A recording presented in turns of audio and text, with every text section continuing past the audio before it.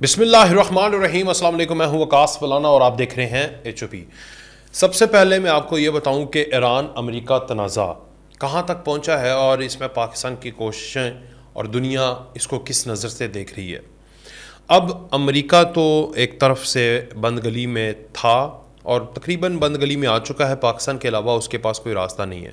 Direct اگر ایران سے امریکہ بات کرتا ہے تو امریکہ جو ہے اس کو جھکنا پڑے گا۔ بہت ساری ایسی چیزیں ہیں جہاں پر مذاکرات میں ایران کا اپر ہینڈ اس وقت تک بظاہر چل رہا ہے، کیونکہ ایران نے ایک بار بھی مذاکرات کی بات نہیں کی تھی۔ وہ پاکستان کی کوششیں تھیں، ثالثی تھی، جس کی وجہ سے جنگ بندی اور ٹیبل پر دونوں فریقین بیٹھے ہیں۔ تیسرا جو ایران ہے، وہ آپ کو پتہ ہے کہ امریکہ کا ایران کے ساتھ سب سے بڑا ایشو اس وقت ایٹمی ہتھیار ہی ہیں۔ امریکہ نے اس سے پہلے بھی ایک دفعہ دعویٰ کیا تھا کہ انہوں نے B-2 بمبر بھیج کر ایران کے تمام تر جوہری ہتھیار جو ہیں ان کو ناکارہ کر دیا ہے، مگر اس کے باوجود بھی امریکہ کو ایک جنگ مزید کرنی پڑی اور یہ دنیا کو پھر سے دوبارہ بتانا پڑا کہ ایران جو ہے افزودگی بڑھا رہا ہے اور ابھی بھی اس کے پاس ہتھیار ہیں۔ ایران کا تب بھی دعویٰ تھا کہ ایسا کچھ نہیں ہوا اور آج بھی ایران جو ہے وہ اپنی اس بات پر قائم ہے۔ بہرحال جو قوانین انٹرنیشنل ہیں، جو پابندیاں ہیں، وہ ایران پر جوں کی توں ہیں۔ دوسری طرف ایران ایٹمی ہتھیار پھیلاؤ، اس کی عدم پھیلاؤ کے جو معاہدہ ہے اس پر اقوام متحدہ کے اندر دستخط کر چکا ہے اور اس میں وہ ایک کانفرنس ہوئی ہے۔ اس کانفرنس نے ایٹمی عدم پھیلاؤ معاہدے کے نفاذ سے متعلق جو کانفرنس اقوام متحدہ کے اندر ہوئی ہے، اس میں ایران کو سرپرائزنگلی نائب صدر منتخب کر لیا ہے۔ اس کا مطلب یہ ہے کہ جو امریکہ کے تمام تر الزامات اور تمام تر ایک کمپین ہے جس کے اوپر وہ جنگیں بھی لڑ چکا ہے اور ایران پر بہت حملے بھی ہو چکے ہیں، اس سارے نیریٹو کو کہیں ہوا نہیں مل رہی۔ ایران عدم پھیلاؤ، ایٹمی ہتھیار عدم پھیلاؤ کانفرنس میں شرکت کر کے نائب صدر اقوام متحدہ کے اندر منتخب ہوا ہے، جس کے اوپر امریکی نمائندے کرسٹوفر یو نے کہا کہ ایران کا ایٹمی عدم پھیلاؤ کے انتخاب اس معاہدے کی توہین ہے، یعنی اس میں نائب صدر ایران کو رکھنا اس معاہدے کی توہین ہے، جس پر ایران کا بھی وہی رد عمل ہے کہ امریکہ سیاست کرتا ہے اور یہ وہ ایک تو یہ بڑی پیش رفت ہوئی ہے۔ دوسری طرف اس سے ظاہر یہ ہو رہا ہے کہ ایران جو ہے وہ کسی حد تک اس کی جو پوزیشن ہے وہ مضبوط ہو رہی ہے۔ جب سے ڈونلڈ ٹرمپ کے اوپر حملہ ہوا ہے، ڈونلڈ ٹرمپ اپنے ملک کے اندر بہت زیادہ محتاط ہو گئے ہیں، ان کی سیکیورٹی کے اوپر بھی بہت سارے سوالات اٹھ گئے ہیں۔ بہرحال انہوں نے پکڑ کے اسے عدالت کے اندر تو بندے کو پیش کیا ہے، مگر مجھے پکڑ سے یاد آ گیا ہمارا بھی ایک بندہ ہے جو کہ اڈیالہ کے اندر موجود ہے اور اس کی آنکھوں کا جو فالو اپ ہے وہ بھی مکمل ہو چکا ہے اور اس کا پمس ہاسپٹل میں اب یہ کہتے ہیں کہ ہمارے بندے کو کسی طرح کا کوئی سہولیات نہیں دی جاتی۔ تو میں عمران خان کی بات کر رہا ہوں۔ بہرحال دوسری طرف جو بڑی ایک دردناک خبر ہے، وہ صومالیہ میں جو بحری قزاق ہیں انہوں نے ایک آئل ٹینکر کے اوپر حملہ کیا اور ایک پاکستانی جس میں 11 پاکستانی کریو کی جو تفصیلات ہیں وہ آ رہی ہیں کہ ان کو انہوں نے پکڑ لیا ہے 25 اپریل اور آج تقریباً 2.5-3 دن ہو گئے ہیں، اور اس میں ایک ہی میسج جو ہے وہ ہر جگہ پہ سرکولیٹ کر رہا ہے کہ میری یہ آخری آپ سے بات ہے۔ اپنے والد سے وہ بات کر رہا تھا اور اپنے بچوں کا، اپنی بیوی کا خیال کرنے کا وہ میسج دے رہا تھا اور کہہ رہا تھا کہ شاید اس کے بعد دوبارہ بات نہ ہو۔ تو یہ کویشچنز اٹھا رہے ہیں جو کہ ایک تو انٹرنیشنل جو قوانین ہیں اور انٹرنیشنل ریگولیشنز ہیں سمندر کے اعتبار سے اور وہاں پر جو سیکیورٹی ہے اس کے اعتبار سے بہت ضروری ہو چکا ہے کہ یہ تمام تر لوگ جو روزگار کمانے کے لیے، یہ ضروری نہیں کہ پاکستان، باقی ملکوں کے بھی ہیں، تو یہ ایک ایسا خطہ بنتا جا رہا ہے صومالیہ اور یہ جو افریقہ کی پوری بیلٹ ہے کہ یہاں سے اگر 100 جہاز گزر رہے ہیں تو 10 جہاز جو ہیں وہ پکڑے جاتے ہیں یا ان پر حملے ہوتے ہیں۔ تو اس حوالے سے بھی اقوام متحدہ اور انٹرنیشنل جو میری ٹائمز افیئرز کو دیکھنے والے تمام تر ادارے ہیں ان کو مزید متحرک ہونے کی ضرورت ہے، کیونکہ یہ پورے پاکستان کے اندر اس وقت ایک غم کی لہر ہے اور ان کا خاندان بھی پاکستان حکومت سے مطالبات کر رہا ہے کہ ہمارا اکلوتا بیٹا تھا اور وہ رزق کے لیے، رزق حلال کے لیے گیا اور اب واپس آنے کے چانسز جو ہیں بقول جو اس کی وائس نوٹ کے ہیں وہ بڑے کم دکھائی دے رہے ہیں۔ پھر سب سے بڑا پاکستان کا ایک اور ایشو وہ ہے افغان طالبان بلا اشتعال فائرنگ. اب ایک رویٹرز کے اوپر ایک خبر چل رہی ہے فیک نیوز کہ پاکستان نے ایئر سٹرائکس کی ہیں. اب افغانستان جیسے ملک کو ہم نے اپنا ایئر سٹرائک کر کے وقت ضائع کرنا, پیسے کا ضیاع کرنا, ہم پاگل ہیں, ہم یہ کریں گے. تو یہ جتنے بھی انٹرنیشنل اس وقت ادارے ہیں وہ پاکستان کے خلاف افغانستان کی ہمدردی میں ان کو پتہ نہیں کیا ہوا ہے کہ وہ ایک دم سے ہمدردی جاگ گئی ہے.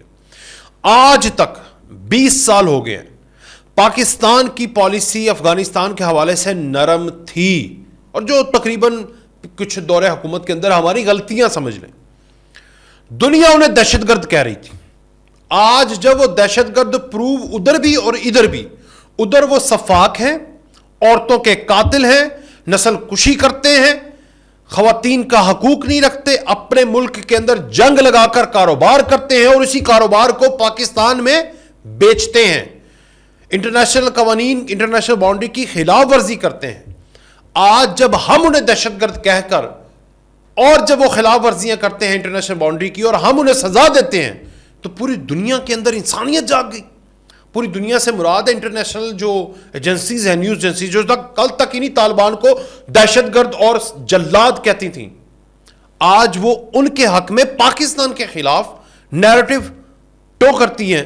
اور افسوس کی بات یہ ہے کہ پاکستان میں بیٹھے ہوئے چند مٹھی بھر لوگ جو ہیں اسی کو شیئر کرتے ہیں, ری پوسٹ کرتے ہیں, وائرل کرتے ہیں اور ایک فضا بناتے ہیں کہ جیسے پاکستان نے افغانڈوز کے ساتھ پتہ نہیں کیا کر دیا. بھائی میں نے پہلے دن سے کہا ہے اور پاکستان کا ہر عسکری اور سول ادارہ بھی کہتا ہے we don't have any issue with the Afghan people. ہمیں افغانستان کا جو رجیم ہے جو حکومت بھی نہیں ہے, حکومت تو الیکٹڈ ہوتی ہے, ان کا نظام ہے الیکشن والا, مگر وہ تو قابضین ہے, ان کے ساتھ ہے کیونکہ انہوں نے ٹی ٹی پی کو پالا ہوا ہے. پال کر پاکستان کے اندر وہ دہشت گردی کو ایکسپورٹ کرتے ہیں, پاکستان کے ریسورسز کو وہ ایکسپلائٹ کرتے ہیں. پاکستان کے اندر وہ ایک ایسا کلچر لگانا چاہتے ہیں کہ یہاں افراتفری ہو, جنگ کا کاروبار ہو, اور ان کے پیچھے ہاتھ اسرائیل کے ہیں, را کے ہیں. یہ گیون پروف جو کہ ہم نے ہر فورم کے اوپر پروڈیوس کیے ہیں. اب ہم انہیں کہتے ہیں کہ اگر تم غلطی کرو گے ہم تمہیں سزا دیں گے. تو انٹرنیشنل تمام ادارے جو ہیں وہ فیک نیوز چلاتے ہیں, وہ ہاسپٹل تباہ ہونے کی ایک فیک ویڈیو چلاتے ہیں, اے آئی کا سہارا لے لے کر ان کو معصوم ڈکلیئر کرتے ہیں. تو اس سے ظاہر ہوتا ہے کہ جتنی کریڈیبلٹی تھی انٹرنیشنل اداروں کی وہ ساری بڑھ گئی ہے, وہ تیل لینے چلے گئی ہے. سب فیک, سب جھوٹے ہیں, سارے مفادات پر چلتے ہیں. میرا بڑا ایمان تھا کہ انٹرنیشنل اداروں کے اوپر کہ یہ اپ ٹو مارک کام کرتے ہیں, یہ صحیح رپورٹنگ کرتے ہیں, لیکن یہاں پر میں نے دیکھ لیا کہ یہاں پر صرف انٹرسٹ پیسے کا ہے. اور اس وقت دو رائے نہیں ہے کہ انڈیا اور اسرائیل بہت فیولنگ کر رہا ہے انٹرنیشنل میڈیا کو پاکستان کے خلاف کمپین بنانے میں, اور افغان طالبان جن کے خلاف امریکہ اور نیٹو نے 20 سال جنگ لڑ کر ان کو دہشت گرد ڈکلیئر کیا ہے, اور اس کے باوجود اب ان کو معصوم ڈکلیئر کروانے کے لیے پیسے کا ریل پیل شروع ہو گیا. پھر آخر میں نے آپ کو ایک خوشخبری سنانی تھی. خوشخبری یہ ہے کہ افغانستان اس خطے سے ہو گیا مائنس, ختم. اب آپ پوچھیں گے کیسے؟ افغانستان کی تمام تر اسٹریٹجک پوزیشن اور اسٹریٹجک جو لوکیشن ہے وہ ہو گئی زیرو, شونے. اب آپ پوچھیں گے کیسے؟ افغانستان کے تمام تر جو کریڈیبلٹی تھی وہ ہو گئی زیرو. وجہ یہ تھی کہ پاکستان چاہتا تھا کہ اس خطے میں امن آئے. پاکستان سی پیک کا آپ کو پتہ ہے کہ اجرا ہے, وہ ون بیلٹ ون روڈ کے ساتھ, سلک روڈ کے ساتھ, جو چائنا کو یورپ کے ساتھ کنیکٹ کرے گا تھرو رشیا, اس کے ساتھ کنیکٹ ہونا ہے. اور اس کی شارک جو ہے وہ سی پیک ہے, جو کہ بلینز ٹریلینز ڈالرز کا آئندہ چند آنے والے سالوں کے اندر کاروبار یہاں پر ہوگا, اور اس سے پاکستان کی ساری جو تقدیر ہے, اور بالخصوص بلوچستان کی, وہ بدل جائے گی. انفارچونیٹ ہمارے بیچ میں ایک ایسی حکومت آ گئی جس نے سی پیک کو ختم کر دیا دشمن کے ایجنڈے پر. وہ حکومت 2018 سے 2022 تک براجمان رہی ہے. وہ ڈیفالٹ کروا رہے تھے, پہلے بلوچستان کے حالات خراب کیے, سی پیک کو ختم کیا. اب پاکستان نے حل نکال لیا. دو بڑی خوشخبریاں جو میں نے اس وقت آپ کو دینی ہے. پہلی بڑی خوشخبری, افغانستان کو مائنس کر کے پاکستان نے افغانستان کو مائنس کر کے چائنا کے ذریعے, چائنا کے تھرو ایک راستہ بنایا ہے سینٹرل ایشیا کا, اور کنیکٹ کیا ہے اپنے روٹ کو اس روٹ کے ساتھ. یہاں پر افغانستان ہو گیا شونیہ, جو کہ پہلے زیرو تھا, اب بالکل انحصار ختم ہو گیا. میں بڑی دیر سے کہہ رہا تھا واخان کوریڈور دے دو, واخان کوریڈور دے دو, اب میں کہتا ہوں ہمیں نہیں چاہیے. ایک چیز ہوگی.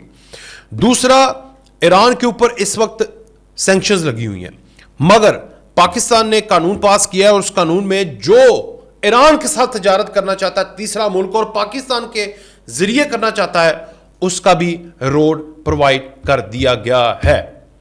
یعنی پاکستان جو ہے وہ خطے کا, ایشیا کا سپر پاور بن چکا ہے. We don't ask anybody to regulate our interest.